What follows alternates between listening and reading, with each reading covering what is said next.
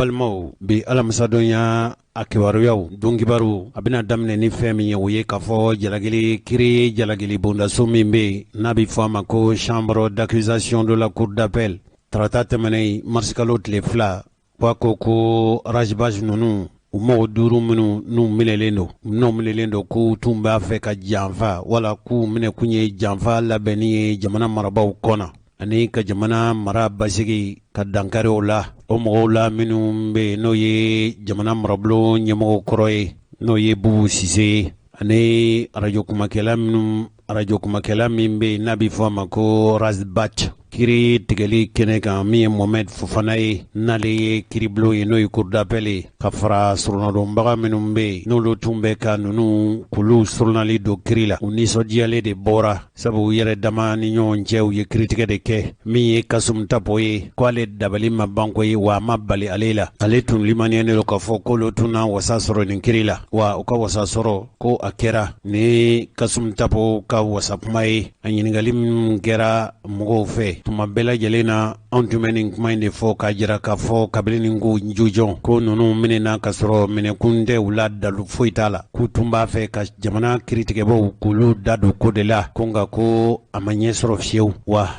nɔminɛlen a dabilalen dama yɛrɛ tɛ ko ye hali jalagili minnu tun bɛ yen ani maa minnu minɛlen don n'u tun bɛ kaso la a jirala k'a fɔ sɛbɛnw ani u yɛrɛw dama ni ɲɔgɔn cɛ u y'a jira k'a fɔ ko ni maa duuru bɛɛ lajɛlen n'u nɔminɛlen don k'u ka bila ninnu tun minɛna jamana yɛrɛ a fanga kɔlɔsili ani a fanga tangani o cakɛ bondaso min bɛ yen n'a bɛ fɔ a ma ko service de renseignement décembre kalo fori waati o tun ye mɔgɔw minɛ mɔgɔ minnu ni Mohamed Yusuf Bacili b'a la n'u k'a ma ko Razbat ale ye maa ye maa min da tɛ maa si ka baara kɔnɔ wa a bɛ laseli kɛ radio so caman na kanubaw fanga ka bon bi kosɛbɛ a yɛrɛ bɛ kulu la kulu min n'u k'a ma collectif pour la défense de la République k'olu bɛ fara ɲɔgɔn kan ka faso makaran ka faso tanga ka faso lafasa Razbat ale de y'u ka ɲɛmɔgɔ ye olu yɛrɛw kulu ko jaabi min dira ko jaabi in diyara olu ye kosɛbɛ ko sariya fana ye jo segin olu ma kabini nin ko in jujɔn nin ye wasa ye olu bolo kabila a daminɛ don olu tun y'a jira k'a fɔ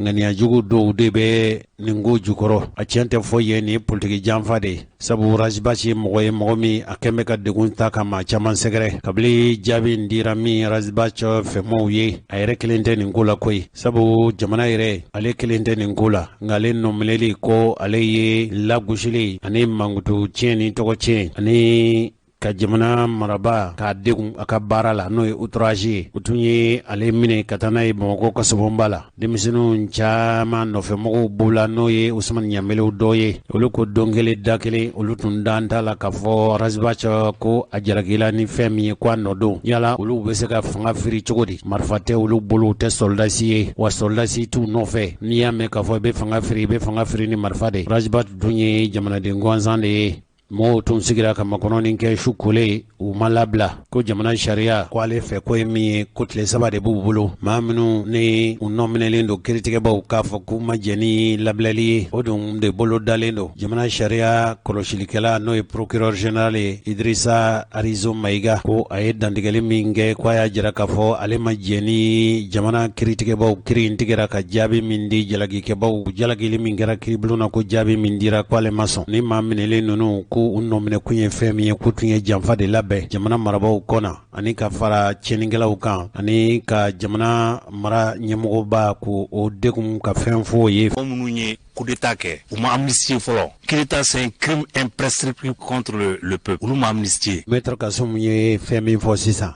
ni mɔgɔ i kɛra maa sugu o sugu ye i kɛra marifatigi ye o kɛra jamanaden wɛrɛ ye o jamanadenw ka halala fanga sigilen e kana k'o fanga bɔ yen diyagoya ko ye kojugu kɛ kojugu min diɲɛ tɛ se ka k'i ma yafa tɛ se ka k'i ma fiyewu o kɔfɛ fana n'i y'a mɛn k'a fɔ ko yafa bɛ k'i ma o k'a sɔrɔ jamana yɛrɛ yafari ma kɛ jamana ma yafa e ma aw sigira fanga na fanga sigi cogo la min tɛ sariya ye Maître Kasum Tapo ni fili sɔrɔla kuma na i b'a latilen des civils des simples civils sans armes sans rien ont essayé de faire un coup d'état avocat il y a les dates dɔw la o mais ce que j'ai dit quand même effectivement procureur minnu bɛ ka u fasaja ko fo ninnu ka minɛ pour u tun bɛ min le 18 août n'i ko ko ne ye sariyamɔgɔ ye ne ye homme de principe ye eh bien i bɛ 18 août la minnu ye coup d'état kɛ i bɛ t'u ɲini kɛ o de ye sariya ye o de ye tiɲɛ ye o procureur bɛ min o kuntiya ko progrès kelen de bɛ yan ko minnu ko ka jagoya la u bɛ mɔgɔw poursuivre k'u ye coup d'état fu kɛ coup d'état yɛrɛ kɛ u tun bɛ min a ma se plainte ka kɛ o tu peux te saisir toi-même du dossier. Ok, maître sisan aw bɛna wulikajɔ jumɛn de sabati nin ko in na sisan. ne bɛna min fɔ ye nin ko in bɔra tulonkɛ la a bɔra sariya ko dɔrɔn na n'an bɛna wuli k'an jɔ ne fana n ye politique mɔgɔ de fana ye n ma sɔn ka jusqu'à présent n ma sɔn ka politique mélanger nin fɛn in na i y'a faamuya u nana ne ka so ci yan k'an ka cabinet ci parce que j'étais ministre parce que j'avais dit d'appliquer la loi a ma kɛ yan an ka sabali quoi an ka sabali an bɛɛ maliyɛn de ye o n bɛ ka j'étais en train de voir tout de suite Choala Baya, un des religieux, chef religieux. Il a parfaitement raison. En tout cas, si il y a appel lancé politique, Beka Wuli maintenant, Beka Nyogomina, Asiro Rod là, dans sa go de Bekake. Et puis, n'est à force sur la soude. Parce qu'il n'y a pas procureur général, on est ministre de la justice, ma cité n'est black en une procédure que personne. J'ai dit au procureur général, il m'a connu ministre. On est à forme, on a un dossier poursuivi vide. Donc, maman fouille au beka ou elle sago de quai. Je dirais même pas qu'elle sera sous l'eau. Koura ou bas fait.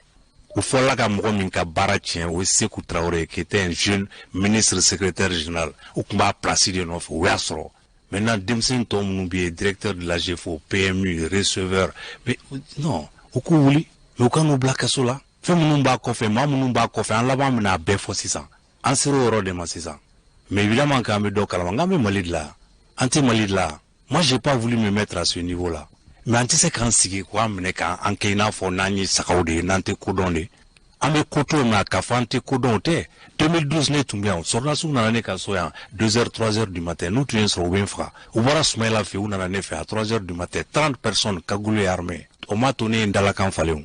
J'ai dit j'étais contre le coup d'état et je n'ai pas varié d'un pouce.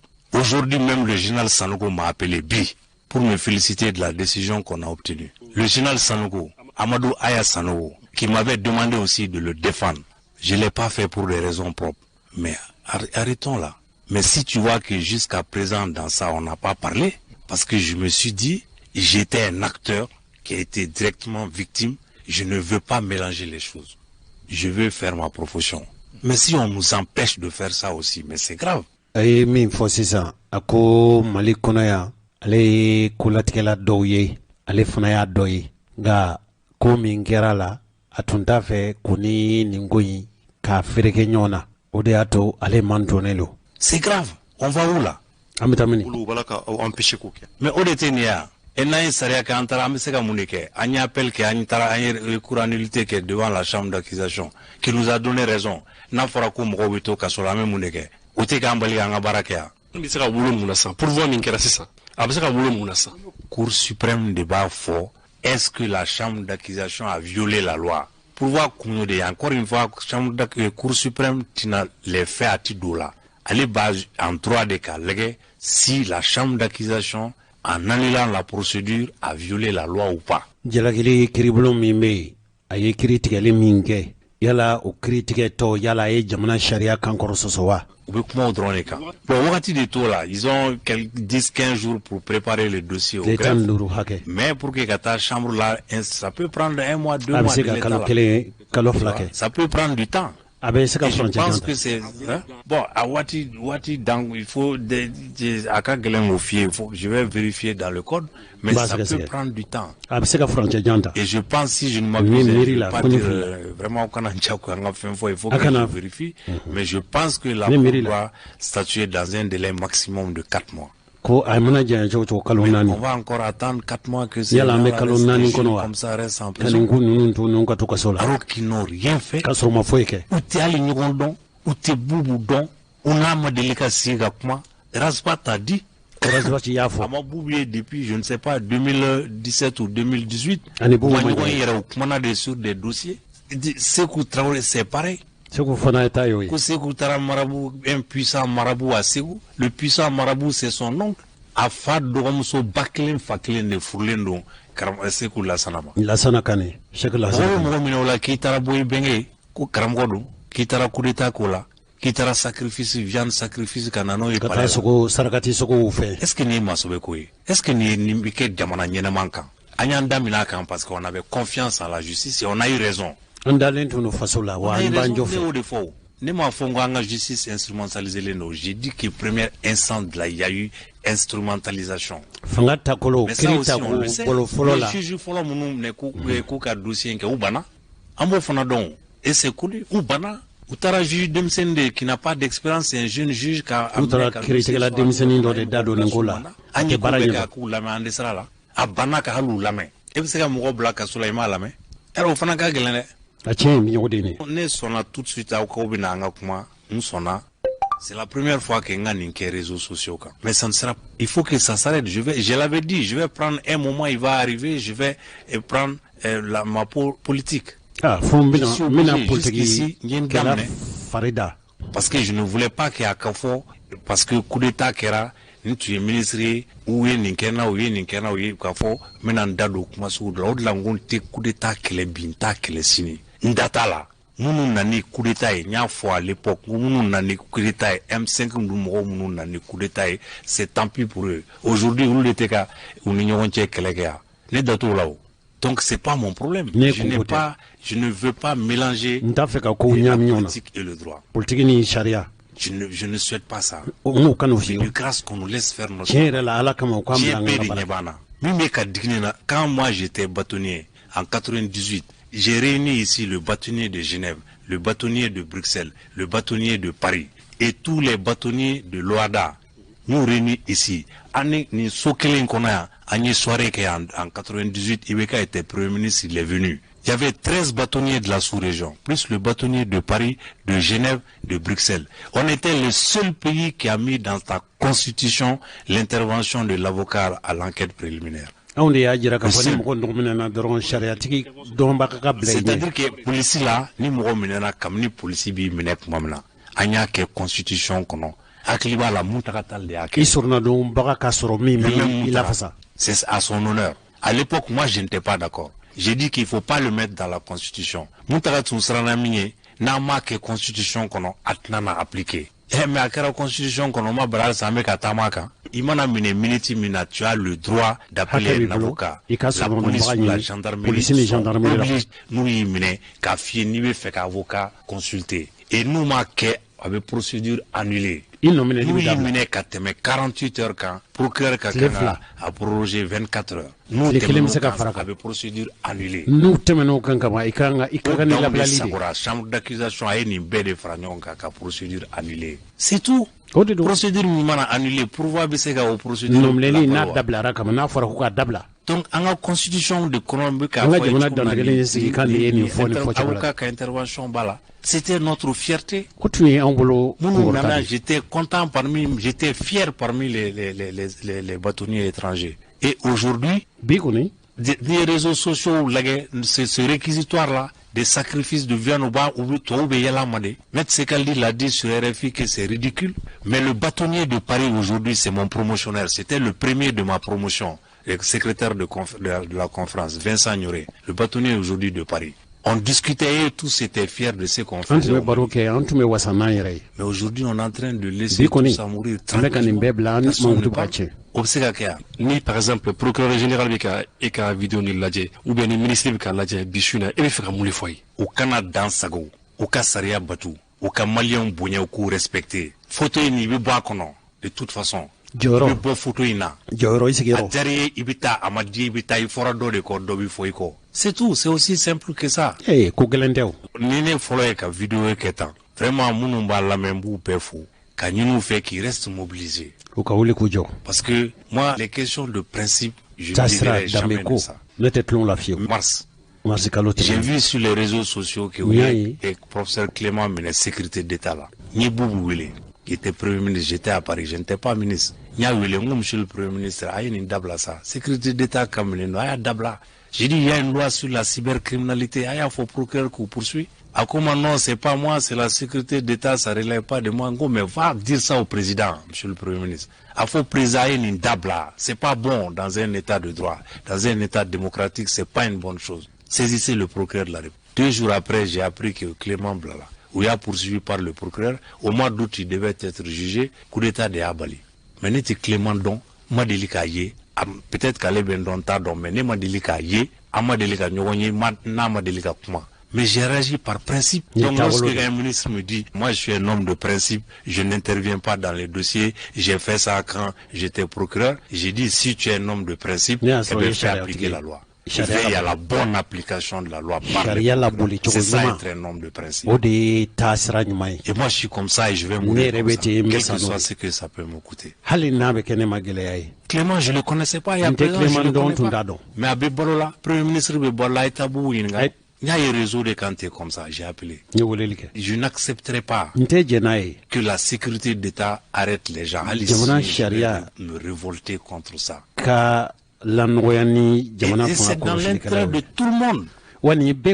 Ça coûte quoi aux gens de respecter les procédures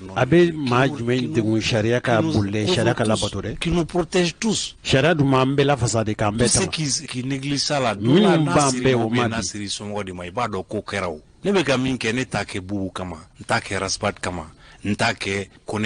je le fais pour les principes. Et il faut qu'on arrive à respecter les principes dans l'intérêt de tout le monde. Donc vraiment, on n'a pas besoin de ça aujourd'hui. On n'a pas besoin de ça. Ni moko wile a foranyana ko rasbat kam moko be prison dala ni moko chuma ko wile ngo ka sabali ay taso ayato am procureur ni procureur be kuma sinin tukuni. Mais ça suffit, hein? Ça suffit. Neto moué mou blakana ne maneti mouchi moumo. Moué mounou menena parce que ils ont enfreint la loi, on les a arrêtés. Les blakatanga imeblutia. Mais j'ai dit qu'il faut respecter. Il faut rester à la loi. Tout le monde. La Nino Sabati, vraiment là comme Malija, la Nino. Amalmao, Nintuye, Maître Kasum Tapoye, Maître Kasum Tapo, Area Fochogome, Aye, Sonal Doni, Noye, Avokaya, Aya Kalanke, Francide, Momunumbe, Francibi, Nolube, Kiri Jalatike, Franci, Munumbala be, Ale Nunui, Flagnon de Ube Kalanke Yongofe, Halinaya Sorokafo, Atuniras Bachitebe. Aire kote kwa beni mbara inke kasabuke alika barado watasra do sharia matrafali sharia la botoli sharia la walili jamana kono abato tonyoni teke beka buli sharia kono jamana niya meka fo ankura sigila sigiro kelena dande bebela hake de bebebolo no matrafara ate foi ke mali fo basigi ni lafia anye min soro ka fo aw yeras bachkola otuni folo nga ame min brefla tiga di ni kuma nunu lakali chogola fiye sorla nga kuma na o kwa ayere kan wele ouverture media de tara nyininka onyi ke oru ya soro bololo sanfe chogo min chokorbani musokorba ofana biseka family soro ode ato anya laje kaka kuma lase rasbachi koina fanga free ngania munu na fora ka fo tara rasbach ni jamana marablo nyamugo koro no e dokotorbu wisise unno minelendo omunu chokorbani musokorba ye akase ka bo kibaru ya jona kata sunkoro sabu ale yu ka surna do mbago ka nyamode woni fli sur la pmana na ya wele amalatle inshallah ambalmaw anga kunungo marskalo tle saba ansolla ka kibaruya do lasi awma o kibaruya wi kibaruya e min bora san radio betafo ani kulubali ale solla ka kibaruya lasi ama ka foko papalikela munumbe na bifuma ko terroriste utarasan akera surafanato dum wati rekoi usele kunungo andunye marfaci kan minumbe no ye sankawye wi surafana de duni marfaci kan ye atun fanga boyana kosobe kunungo donc waru la sele ko en fait anye kibaru ya usoro kabo san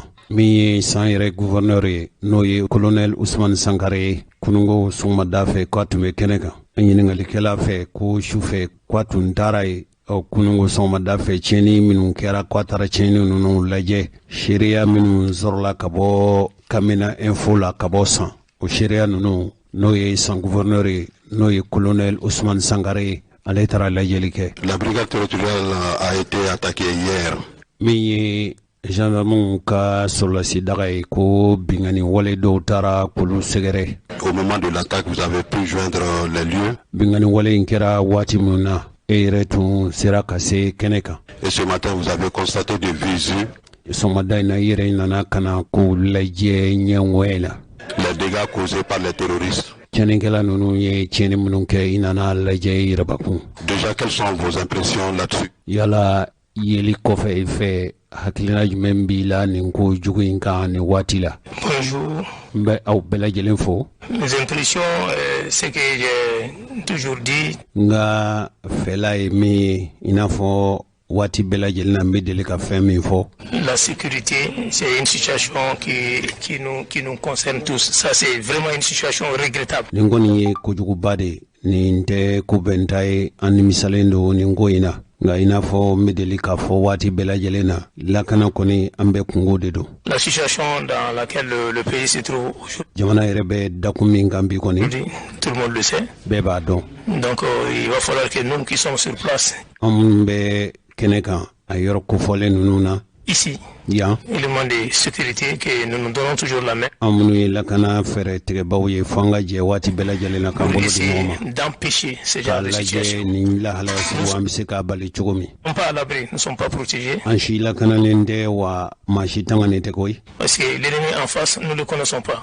An jugu minnu bɛ yen n'u bɛ k'an kɛlɛ an t'u ko la dɔn an t'u si dɔn u b'an cɛla de. Un combat asymétrique. Wa ni ye kɛlɛ ni ye jijukɔrɔ kɛlɛ de ye ni kɛlɛ nabolokolo nabolo kelen t'a la taafan kelen t'a la. Il faut quand même redoubler de vigilance. Fo an ka dɔ fara jantoli ni kɔlɔsili de kan. Pour éviter de tels cas. An bɛ se k'an yɛrɛ kisi nin ɲɔgɔnna kusi nin jigilatigɛ ko sugu ninnu ma cogo min. Je remercie quand même les éléments sur place. Lakana cɛden minnu bɛ yan n bɛ u sɛbɛkɔrɔ fo olu minnu bɛ kɛnɛ kan yan. La police, la gendarmerie, les autorités sur place et ensuite le personnel de l'hôpital. Ale minnu ye dɔgɔtɔrɔso baarakɛlaw ye an ka foli b'olu fana ye. Parce qu'il y a eu un élément qui a été blessé. Sabu lakana cɛ kelen bɛ o joginna. Donc il a fallu recourir aux forces aux éléments de santé, disons. Lakana kɛbaw jɔyɔrɔ bonyana sabu wele bilal'u ma u y'u seko n'u damajara kɛ. Son évacuation, il est actuellement. Cogo min a bɛ se ka donni ka taa n'a ye an bɛ waati min na i n'a fɔ ko bi u taara n'a ye. Au niveau de Ségou. Ségou kɔni. Son état est stable. Maa bɛ se k'a fɔ tuma dɔ la ka lahalaya tɛ ka juguya ka taa fɛ a ka lahalaya basigilen dɔ maa bi i jigi sigi a kan kosɛbɛ. Merci, monsieur le gouverneur. Gouverneur i ni ce. Est-ce qu'on peut connaître un peu le bilan? Yala maa bɛ se k'a dɔn tiɲɛni hakɛ bonyana hakɛ ye min ye maa bɛ se k'o lakodɔn bi wa? Cette attaque. Nin bingani wale. Pour le moment, an bɛ waati min na i n'a fɔ ko sisan. Le bilan c'est un blessé. Mɔgɔ kelen de joginna. Un gendarme, c'est ce que je disais tout de suite. O ye gendarme ye i n'a fɔ n y'a fɔ aw ye sisan cogo min. An y'a don sufɛ ka taa n'a ye Segu. Le reste là c'est des dégâts qu'on a pu. A tɔ kɔni ye fɛn min ye o ye an ye tiɲɛni minnu ye an ye minnu kɔlɔsi. Constaté sur place. 4 véhicules calcinés. Mobili 4 o jenina pewu k'u ban. 2 motos Jakarta. Moto Jakarta 2. Calciné aussi. O fana bɛɛ jenina. Des traces. Ani tasaw fana. Sur le bâtiment. Ani marifakisɛ nɔ minnu n'olu yera kogo la ye. Partout et puis un écran. Sɛbɛn minnu bɛ yen sɛbɛn ninnu kɔni u y'o jɛri fan bɛɛ lajɛlen fɛ. D'ordinateur disparu. Ani ordinateur dɔw fana o tununa. Donc vraiment, comme je le disais, c'est vraiment regrettable. Comme n y'a fɔ aw ye cogo min kɔni nimisa fanga ka bon kosɛbɛ nin tɛ kunbɛnta ye fiyewu. Mais nous sommes là. An kɔni a mana bɔ sira o sira fɛ an bɛ yan. Nous allons tout mettre en œuvre pour sécuriser. An bɛ dabali ni fɛɛrɛ bɛɛ lajɛlen tigɛ cogo min lakana bɛ sabati. La région de San. N'o ye San mara ye. Toujours monsieur le gouverneur et la population. Fanga ka cɛsigi hali bi fanga ka cɛsigi. Yala welekan jumɛn bɛ bolo ka ɲɛsin yankaw ma ani cikan min b'i bolo. Vous avez à l'endroit de notre population. An ka jamanadenw ka cikan b'i fɛ fɛla b'i fɛ ka f'u ye wa? Mon message a été toujours clair. Ne kɔni ka fɛla jɛra a lajɛlen don kabili waati bɛɛ.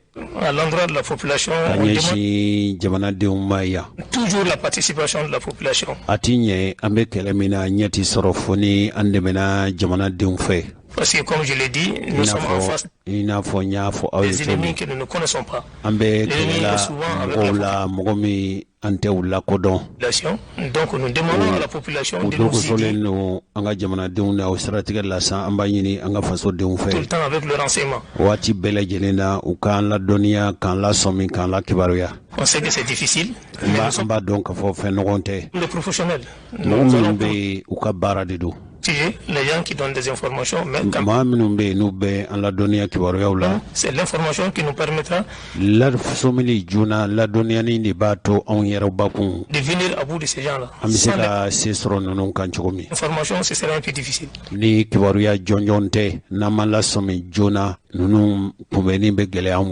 Et ce qu'ils sont en train de dire exactement sur les réseaux sociaux, faisant allusion à 12 morts, voilà, ça c'est fausse information. Personne n'est mort. Machi Masafoni seul blessé notamment évacué sur actuellement prise en charge.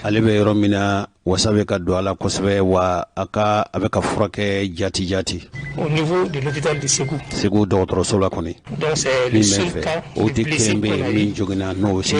Quand même des dégâts. 4 véhicules cassés.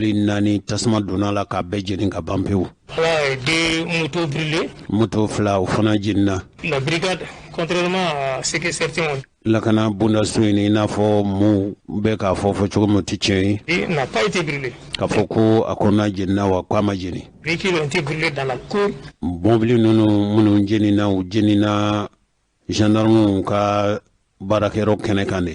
De la brigade, mais pas la brigade.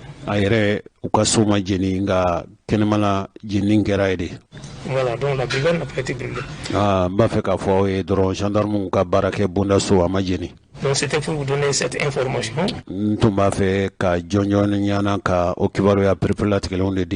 Que les cas des 12 morts là ne sont pas vrais.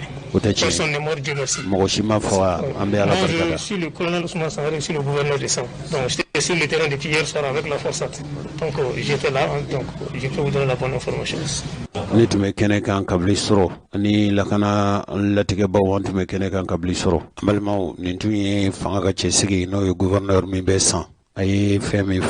hakila ka fo famya surlala ga kabli adun kufale shufe rajo nyata ga cisigi mi no besa ale tumbe keneka kabli mugube cila wati mi ale willa kata kibaro nyanyini nina ayi kibaru ya mano soro kabli mbuchi sabu mogo chamambe kuna sinengo soro sangulu masnogo fiu ka sabu ke papalikela nunu ka baraye sheria mino sorla alefe o sheria nunu fleni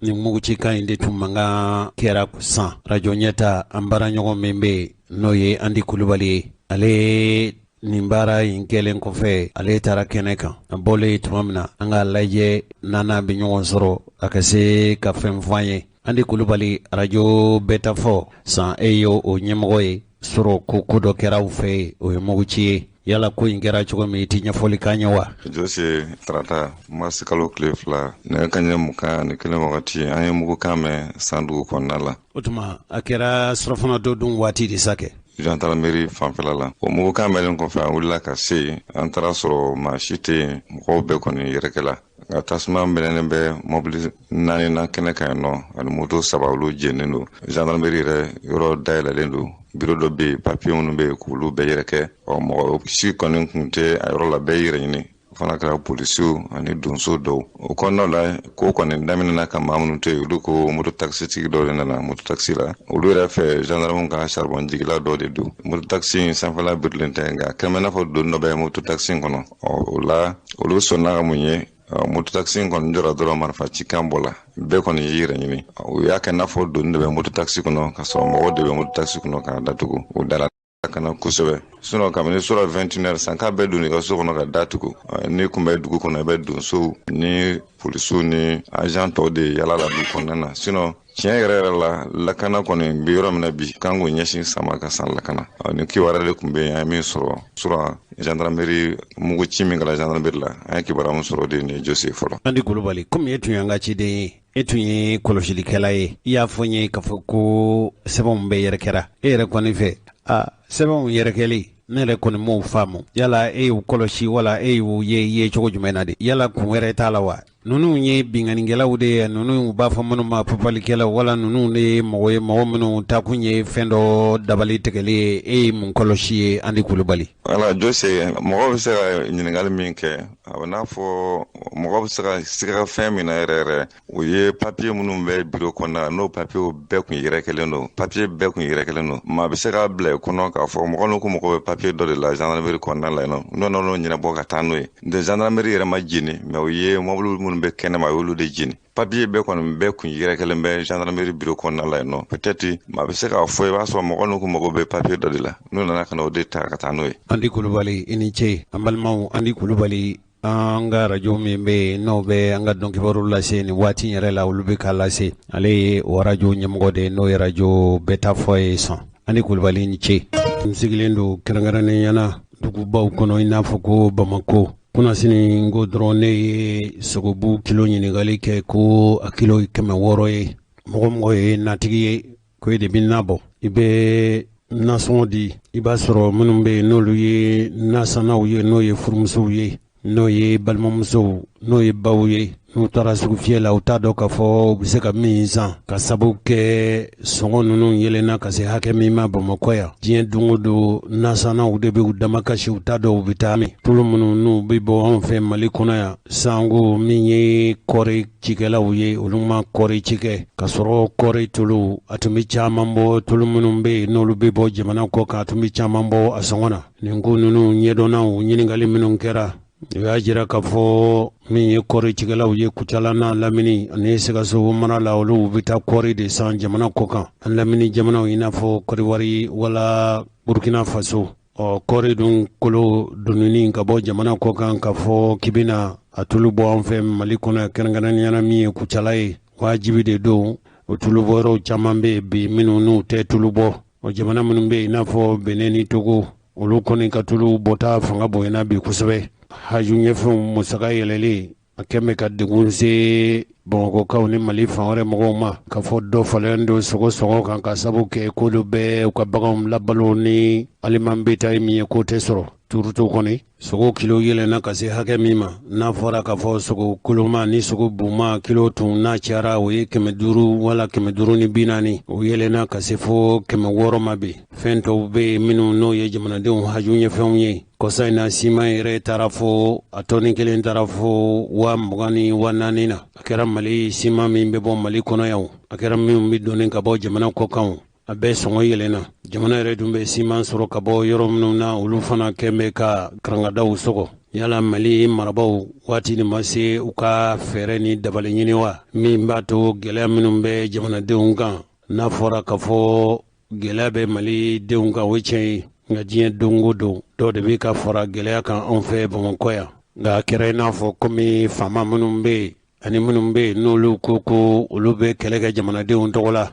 ni min t'a sɔrɔ fasoko la o man tɔn bɛ ka sɔrɔ hala tɛ san kelen hakɛ bɔ olu de tun bɛ a fɔla fan bɛɛ lajɛlen fɛ ko Ibrahim Bokar Keita y'a don tan Ibrahim Bokar Keita y'a bɔ tan IBK tɛ fanga na olu n'u fɛn minnu de sigilen don fanga na nka hali k'a fɔ Ncinjɔngi u tɛ fɛn fɔ la kulu de wulilen don n'a bɛ fɔ a ma ko Front Populaire pour la lutte contre la vie chère jamanadenw ka wuli ka dɔ ka fɛnw gɛlɛya kɛlɛ faso kɔnɔna na sibiri tɛmɛnen n'o bɛnna février kalo tile 27 ma o tun ye jamalajɛ kɛ Kalabankura sugu la k'u bɛna sɔngɔ damatɛmɛ yɛlɛ minnu bɛ ka kɛ nin waati gɛlɛn ninnu na n'a kɔlɔlɔ selen don fantanw dɔrɔn ma e ka nburu lajɛba ni nburu sɔngɔ tun ye 50 ye o bɛ feere 60 dɔw yɛrɛw b'a feere 70 min ye tulu litiri ye o bɔra 180 kana 200 la dɔw yɛrɛw b'a feere 200 ni dɔrɔmɛ 20 yɔrɔ dɔw la sogo min ni o ye sogo kiloma ye ale tun bɛ feere 200 400 dɔrɔmɛ 50 o taara fo 500 la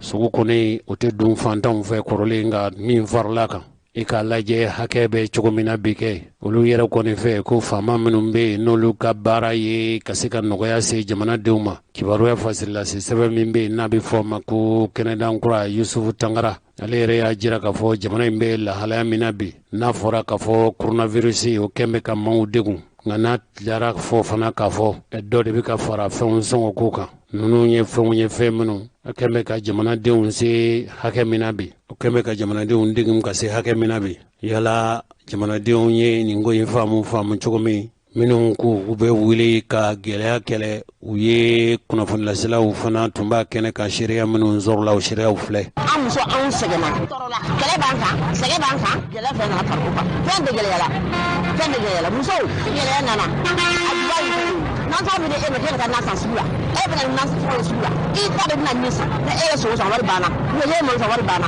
tulu gɛlɛyala mɔlɔ gɛlɛyala sogo gɛlɛyala fɛn bɛɛ gɛlɛyala ne de fɔ muso bɛ ka sogo sugu fɔ muso bɛ ka sogo tɛ dɛ gɛlɛya de y'a sugu la u bɛna sanni kɛ fɛn bɛ taga b'u kunna n'u y'a fɛn bila u kunna u taa n'a ye a bɛ fɔ ko sogo o de ye zon tɛ degun de don donc ɲɛmɔgɔw k'a lajɛ sunkalo tɛ ka na yanni sunkalo min filɛ ka jɔ yen ye sunkalo in ko hali ɲan ma u ka minɛnw jigi min ka mali kɔnɔ ni fɛn yɛlɛ a tɛ jigi dɛ a bɛ yɛlɛ ka taa fɛ a bɛ yɛlɛ ka taa fɛ donc an muso an ka jɛbɛ an bɛ dɔn o ka ban pewu u ka ban pewu ka gɛlɛya bila pewu o ka d'an ye dɛ gɛlɛya bɛɛ bɛ na musow ka don an k'an denw ka don ne bɛ bɔra kuma sa a ye kuma bɛ fɔ ne tɔgɔ ye madamu kere awa kulubali Worotila Jakite i bɛ Kalaban sugu ne bɛ Kalaban sugu la ne bɛ ka an bɔkun ye min ye bi kɔngɔ b'an na minɔgɔ b'an na an b'a fɔ an ka ɲɛmɔgɔw ye u ka solution kɛ min b'a to an ka dumuni bɛ nɔgɔya u ka mɔgɔw bila suguw kɔnɔ min bɛ nɔgɔya ko sogo da ka gɛlɛn n'a fɔra k'a fɔ k'an tɛ se ka dumuni kɛ an tɛ se ka fosi kɛ an denw fana tɛ kalan kɛ ni kɔngɔ bɛ mɔgɔ la kɔngɔtɔ o tɛ se ka fɛngɛ kɛ dɛ yanni sunkalo ka se kɔngɔtɔ tɛ se ka fosi k'a yɛrɛ ye faamaw k'a lajɛ u ka mɔgɔ. Ne tɔgɔ Dramane Jara ne bɛ Kalaban sugu. An y'a mɛn ko sogo gɛlɛyara e yɛrɛ sogo feerela ye hakilina jumɛn bɛ e la. Tiɲɛ yɛrɛ la sogo gɛlɛyara parce que sisan sogo bɛ d'anw yɛrɛ ma 450 ni 50 donc an bɛ ka feere 440 a gɛlɛyara dɛ ne kɔni hakilina ye mun ye u b'a lajɛ sogo ka se ka nɔgɔya bɛɛ ka se k'a sɔn sinon a gɛlɛyara dɛ hali sisan tɛ se ka sogo 50 la feere u b'a lajɛ togo bɛɛ la u ka fɛɛrɛ kɛ pour que sogo bɛ se ka nɔgɔya quoi sinon a bɛ gɛlɛya dɛ surtout sunkalo bɛ ka nali min kɛ nin a ma nɔgɔ quoi kuma misi feerelaw fɛ ka tila ka kuma fagalikɛlaw fɛ u ka kuma ɲɔgɔn fɛ quoi u ka ɲɔgɔn faamu pour que sogo ka nɔgɔya n'a nɔgɔyara an yɛrɛ b'a feere joona an bɛ taa so an bɛ lafiya bon n'a gɛlɛyara san tɛ kɛ a bɛ to an bolo a bɛ tiɲɛ a bɛ sisili min kɛ chaque fois a bɛ tiɲɛ ka taa fɛ donc nafa t'o la quoi ne kɔni ka ladali ye mun ye u ka se ka kuma a ka nɔgɔya cogo min na pour que bɛɛ bɛ se ka sogo sɔrɔ ka kɛ na la quoi sinon sogo gɛlɛyara sa. An bɛ se ka sogolo kɛ tan wa? Ayi. An bɛ se ka sogolo kɛ tan? Ayi. Ayiwa ko dɔgɔya ka ɲini a la.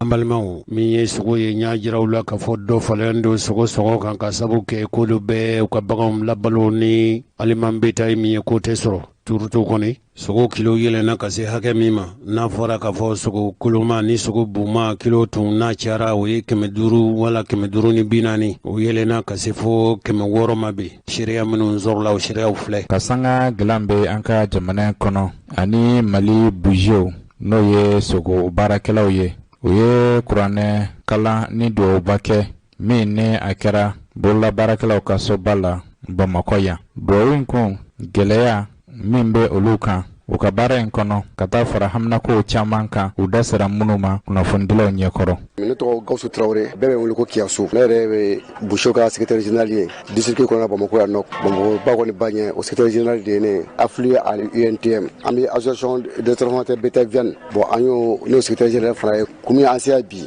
an kɔni bɛ kuranɛkalan de la bi an ka soba kɔnɔ yan n'o ye APCM ye chambre de métier an seko de dira ka na kuranɛ kalan ka gɛlɛya min bɛ an kan ani gɛlɛya min bɛ jamana kan ani gɛlɛya min maliyɛn bɛɛ lajɛlen kan ni silamɛ bɛɛ lajɛlen kan ka kuranɛ kan n'o ŋaniya ye vraiment gɛlɛya n'a ye adamaden débordé i jigi ye jumɛn ye o ye Ala de ye nɔgɔya Ala ta ye gɛlɛya Ala ta ye vraiment a ka kan ni gɛlɛya nana nɔgɔya nana i ka Ala wele ka Ala deli ale bɛ se ka yɛlɛma ale de ye yɛlɛmani masa ye a ka se ka nɔgɔya nana anw kan donc an bɛ kɛnɛ min kan o ye ka kuranɛ kalan ka Ala wele ka Ala deli yaasa gɛlɛya min b'an kan Ala ka wuli ka bɔ an kan parce que an ye gɛlɛya ye sa mais an ma ɲinɛ ta ɲɔgɔnya la kuma ya fisa bana furakɛ ye quoi donc an ye alikuranɛ kɛ ka an ni a cɛ ka ala ka ɲini ala fɛ ala k'an bɛn sababa ma an b'o kɛ de ka bi an ka gɛlɛya bɛ tali kɛ mun kan an ka gɛlɛya tali a ka ca an ka gɛlɛya bɛ misiw kan bon bɛɛ b'a dɔn misi ko bɛ cogo Mali kɔnɔ bi bɛɛ b'a dɔn parce que san tɔw la n'i y'a jate an bɛ san 4 bɛ san 5 bɔ bi misiw bɛ bɔ u bɛ taa dumuni kɛ kɔfɛ samiyɛ dumuni na se u bɛ segin u bɛ na bon nin san nimero kɔnɔna na misiw y'a yɛrɛ sɔrɔ ka bɔ kɔfɛ insécurité bɛ Mali kɔnɔ bi ka ko misitigi si t'a la seginna ka misiw ye gɛlɛyaba ye ka se anw ma parce que misiw nani kɛ ka sigili min kɛ o kɔnɔna na misiw bɛ to yan nɔ samiyɛ fɛ an bɛ misiw baara u bɛ taa tilema kɛ kɔfɛla la n'o ye frontière ninnu ye dumuni kɛ yen fana tilema fɛ olu fana falen bɛ ta ka na feere an ma yan tuguni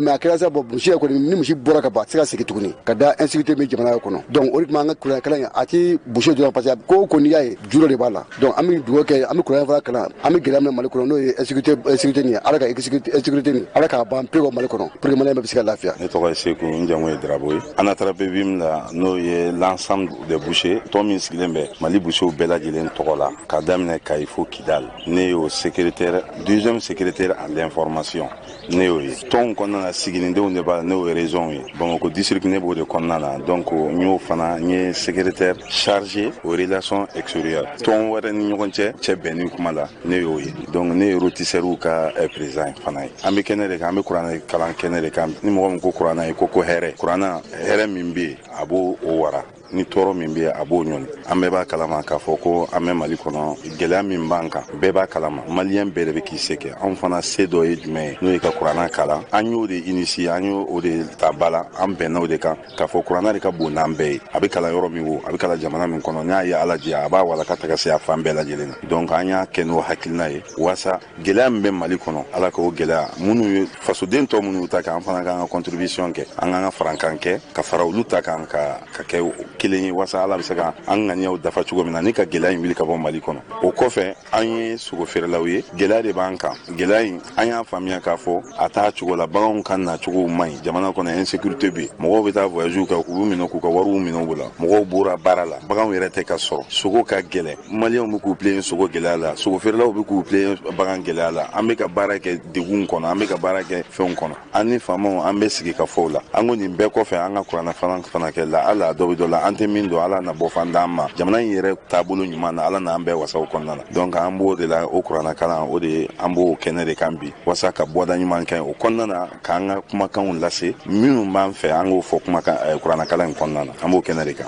kuranɛ kalan nin y'an siɲɛ fɔlɔ ye ka kuranɛ kalan kɛ mais ni ala ye a si kalifa na an bɛ fɛ a ka kɛ tiɲɛ ye an k'a ta mɔgɔ wɛrɛw ka na an kɔfɛ k'a ta don min na an fana tɛ o y'an ka hakilinaw ye. Adamaden n'i bɛ diɲɛ kɔnɔ i bɛ kɛ fɛn fila de ma i kɛra ala fɛ ma i kɛra sɛtana fɛ donc ni mɔgɔ min kɛra ala fɛ olu bɛ nin ko in de waleya donc an b'a dɔn boucher minnu bɛ bi an dan b'u la k'a fɔ u bɛ ala fɛ u b'u yɛrɛ fɛ o tuma na n'u ye nin kɛ o ma bala anw nka anw n'olu de ye ɲɔgɔn gese ni ɲɔgɔn falen an bɛ fala nka an bɛ se ka fara bayaba parce que mun kama n'i ko boucher a bɛ sogo de kofɔ n'i ko sogo a bɛ na bagan de kofɔ n'i ko bagan a bɛ na bagan feerela de kofɔ n'i ko bagan feerela o bɛ taa laban bagan marabaa de la bagan feereba a n'a marabaa olu de jɔlen don n'olu b'a la ka kuma ni boucher ninnu ka ko la donc ni boucher ninnu an b'a dɔn kelen u y'a don ka kan ka sisi yɔrɔ min na u y'u sisi i tɛ se ka boli ka mɔgɔ to i kana boli mugu don k'a tigi to u y'a dɔn k'a fɔ n'u ka ko bɛ kɛ u b'u sɛbɛn anw na ala ta kɔfɛ an bɛ jɛ k'a kɛ ɲɔgɔn fɛ an b'o tanu o n'o barika da k'u ye kuranɛ n'i y'a kalan a bɛ ko min ɲɛ a bɛ se ka san nata yen tɔɔrɔ min b'o la a b'o ɲɔni san tɛmɛnen tɔɔrɔ min b'o la a b'o ta san nata yen fana hɛrɛ min b'a la a b'a hɛrɛ sisi an b'a ɲini ala k'a kɛ hɛrɛ jamana ma k'a kɛ hɛrɛ kabilaw ma k'a kɛ hɛrɛ baarakɛ bolo min y'a organiser k'a kɛ hɛrɛ u ma olu maa minnu bɛ jɛla k'a kɛ hɛrɛ olu ma an b'a dɔn k'a fɔ u y'a kanu ni hɛrɛ de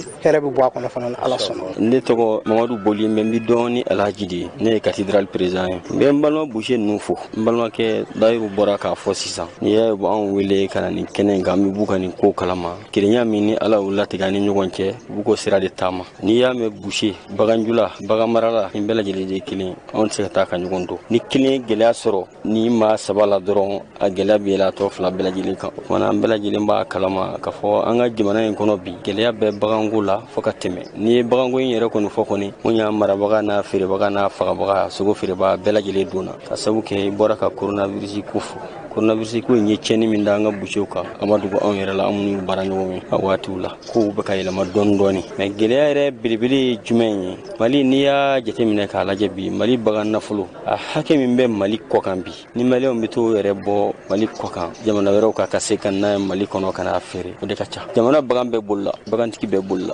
insécurité mi yere be jamana en kono bi yoro be munu yanga jamana bagan mara bagan mayro bawye yin bela jile langule la bagan gola bi bagan fente ki ba taybita bla yoro la yoro min kadi donin tay ba taybita bla sokono wala bita bla dukono yoro min na kadi ka daso ga dala ka kolosi bagan bita yoro la yoro mba nafadi abise kanya yoro munona o bagan munu willa ka bo sigi daw labbi no tigu willa jamana yere kecu kama bi o bekara fenceni kasabu ke mun cena na sanu gasiya anu willa sigiro koro munna ka ta kura munna o bina kasara munna suma o te fen fitini anga bagan fana bi bo ka ta jamana wero la ka sabu ke geleya bilbiliwi bagan dumuni go geleya ji ko geleya o tina se ka nya yere fe ya chugo sila ka sabu ke jamana tabulu vraiment mba ni jamana en fe ka fere bela jilenke ka deme ke ka nyesi bagan barama ne to ga Kajatu Kulubali madame Togola anga barai nyama fere de sengam kalti ambo de fe malikono nyama e ni bushew ye misi faga ka ngolo sego taka bwala ngolo na sena kono fe we antai nyama yo de abe fode ma ko sengam kalti ame kena mungan sisa an bushew de ni de gonyo lu soro doro o kore kaya on soro ni misi no gara amba do na gelera amba do donc anga bara de gelale no ambulo koju ani anga bushew ni misi fe misi sanro la gelale no nu ya santugo to nu ya faga warte bo bono kera doro an fana be degun soro ola parce que no kera do be fara an fana ngaminen warkan o degun ne be an ga koju an woni nana bushew ga saraka bola parce que an be de kun we kelin kana nyogon de mala an ala deli ala ka siga no ga do an ga barala to gumna ka finya boda dama doni an ga kurane bi kurane kala kun yodi o degun bale ba an yere muso ga batwari kono baraina parce que an ga batwari kono gele abade bi an muso flene yeno si yoro tambulo parce que an meta batwari la ka bi 3h ame ni sanana ame to sanji de koro an ga misiri glanete an ga sembosilaw don yoro to lubulo ni sanana sambu bugo ga daga kuna ku to sembosila donc o degun bade ba an woni ba yini batwari fe aka deme misiri koni si yoro kola ani sembosilaw ga don yoro ko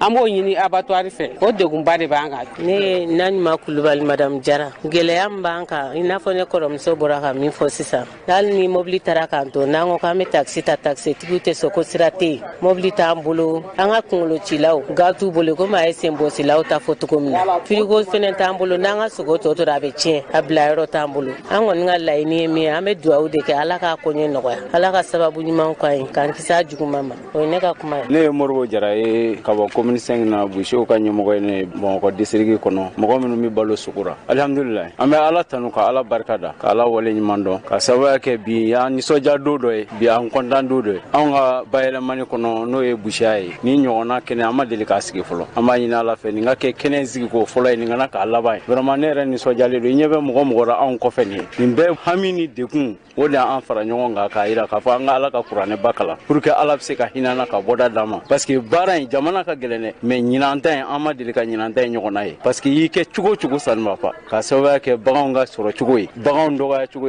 jamana kono donc o ye degumbaye ka nyesi bela jele ka ni aforo ko bale man kelaw dibitigi bara golotigi bara nyama digo bara no lu je jole fle sengam quartier lu bara ka fara boucher misi sanoka ani soko ferlo foka ta se dibi ferlo ma ka se waydo ma ni buso ni kelaw do alhamdulillah ame wele ka min bla mo ko tike di nyokoma ka kla ka wele ka bla jamana fa ma ame sigi ka fomina anga ninge nyeta ya anga ninge tike nyokoya bla ni nyokonje pour que am se ka solution soro nyinanta na note an yere be sira mi nga manda yere ni yede parce que an yere dumini keloy on be bolo anga so mo go be bolo ambe be bolo sugo dira mais ni sugo gelera ni soate ni misite ka yi sugo kono sugo be gelade donc jamana nyemo go de se ka disposition ta okura ala ka ambe sabama ni ala sonama parce que ani jamana fama ambe sigi ka fora anya amba jigi yani sungolo che ambe songa jamana fama ambe songa dobara parce que ani population no e consommateur fana an yere no lu be baraka ka kenyo konfe ya do gela ko ni manda ambe be fa ka sigana sugo dronde de dumini fe mbe ambe be fa sigana no kolora ala ka ambe sawa ne to bubu sise ne ye baba marlaw ka perda nyamana kenen ya e chukumena anyena sadi hadama de foyti dugawbo mobi nyonda dugawde la ni ma u farla nyonga kamago wile ayenna anga dugaw ka fara nyonga o ye ko bade o yoro a jaranya kosobe nana fanan ye mamunun soraya ye sanfil mogo soraya ye kati mɔgɔw sɔrɔ yan n ye ɲamana mɔgɔw sɔrɔ yan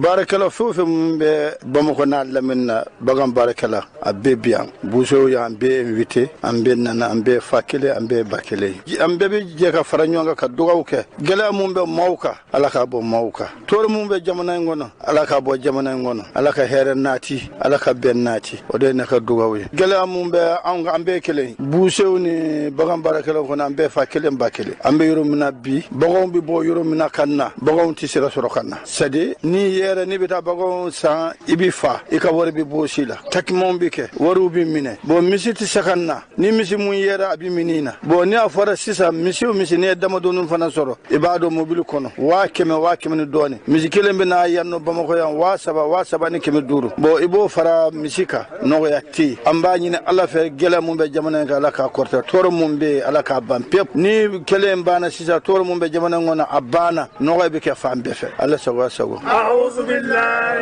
من الشيطان الرجيم بسم الله الرحمن الرحيم الحمد لله رب العالمين الرحمن الرحيم مالك يوم الدين إياك نعبد وإياك نستعين اهدنا الصراط المستقيم صراط الذين أنعمت عليهم غير المغضوب عليهم ولا الضالين.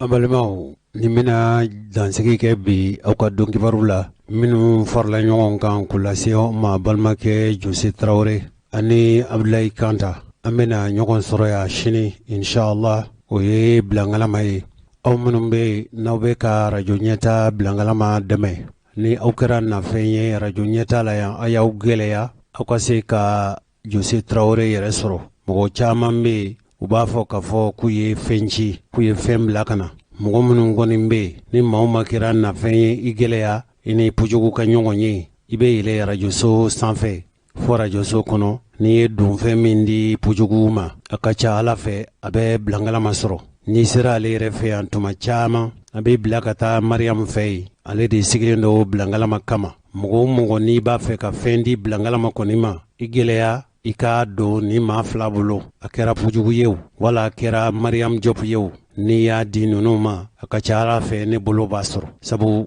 mɔgɔ caman bɛ n wele k'a fɔ k'u ye fɛn di n b'o ɲininka u ko ni maa dɔ bɛnna u y'a d'a ma musalaka tɛ kuma na fiyewu a kana di mɔgɔ si ma fo n'a kɛra pujugu ye wala Mariam wala ne Jose ni Ala sɔnna ma aw y'a di bilangalama ma n'o kɔni tɛ fo a y'a di fan wɛrɛ fɛ a bɛ se ka kɛ tɛmɛsennama gansan ye a bɛ se ka kɛ mɔgɔ yɛrɛ ye mɔgɔ min radio baarakɛla tɛ wala a bɛ se ka taa fan wɛrɛ fɛ bilangalama kan b'o de ma ni kɔni nana k'i bɛ fɛn di bilangalama ma i gɛlɛya i k'a di pujugu ma Jose Traore wala Mariam n'a bɔra nin saba la maa o maa bɛ yen n'i ye fɛn di k'a fɔ i y'a di bilangalama ma n'i m'a di nin saba dɔ la kelen ma o tuma n'i ka fɛn taara yɔrɔ min a yeli ka gɛlɛn wala i k'i gɛlɛya i k'a fɔ pereperelatigɛ la n'i bɛna fɛn di mɔgɔ min ma i b'a ɲininka karisa ye jɔnni ye n'a y'a tigi tɔgɔ fɔ i ye i bɛ sɔrɔ k'an wele k'a fɔ nana an ye fɛn di karisa ma yala a y'a di ma wa Ala k'an bɛn sababa ma aw ni cɛw ka tulomajɔ la hakɛto bɛ nin kan sali Ala Mahamadu Kulubali i jitala